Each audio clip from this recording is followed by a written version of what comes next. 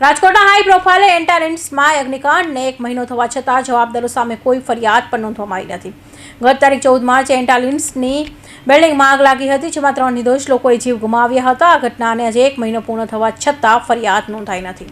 રાજકોટના high profile એન્ટાલિન્સ બિલ્ડિંગમાં આગ મામલે 1 મહિનો પૂર્ણ થવા છતાં ફરિયાદ નહીં નોંધાતા આજરોજ એસીપી બીજી ચૌધરીએ મીડિયા સમક્ષ ગોળ જવાબો આપ્યા હતા અને જણાવ્યું હતું કે એફએસએલનો પૃથ્થકરણ રિપોર્ટ આવવાનો બાકી છે.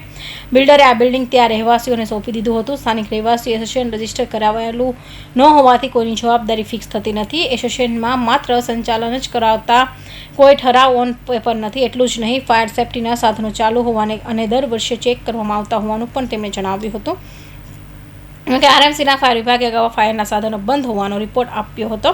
ત્યારે કોઈ હાઈ પ્રોફાઇલ સોસાયટી હોવાને કારણે પોલીસ એક્શનમાં લેવામાં ઢીલાસ હોવાનું જણાઈ રહ્યું છે.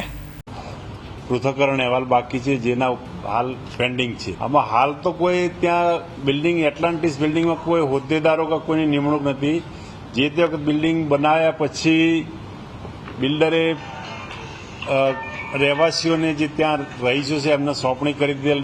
ફાયરના સાધનો એ ટોટલી એ ફાયરના એક્સ્ટિંગ્વિશરને બધા રિન્યુ એટલે ટૂંકમાં એ બધા પ્રોપર કામ કરતા હતા અને ટોટલી રિન્યુ થયેલા જે સેફવે કંપની છે એના તરફથી કમ્પ્લીટ દર વર્ષે ચેક થતા હતા, પણ ફાયર વિભાગમાંથી એમને એનઓસી મેળવેલ નથી. આ બનાવમાં હજુ સુધી કોઈ જવાબદારી ફિક્સ થતી જ નથી હોવાનું રટન પોલીસ કર્યું હતું. આ તકે પત્રકારો દ્વારા બિલ્ડરનું નામ પૂછવામાં આવતા 1 મહિનો થવા છતાં પોલીસને બિલ્ડરને કોણ તેનું નામ યાદ નહીં હોવાનું સામે આવ્યું હતું. જોકે એન્ટલાન્ટિસ એપાર્ટમેન્ટમાં બિલ્ડર જીતુભાઈ બેલાણી હોવાનું અનેકવાર સામે આવી ચૂક્યું છે. આમ પોલીસના જવાબોથી આ મામલે પગલાં લેવામાં ઢીલી નીતિ અપનાવાઈ રહ્યા હોવાનું સ્પષ્ટ જણાઈ રહ્યું છે. ઉલ્લેખનીય છે કે એન્ટાલિન્સ અગ્નિકાંડને 1 મહિનો પૂર્ણ થયો છે. આ બિલ્ડિંગમાં 14 માર્ચે લાગેલી આગમાં 3 નિર્દોષ વ્યક્તિએ જીવ ગુમાવ્યા હતા. જ્યાં સુધીમાં મામલે પોલીસ ફરિયાદ ન નોંધાઈ ત્યાં સુધી પરિવારોને સરકારી વળતર પણ આપી શકાય તેમ નથી.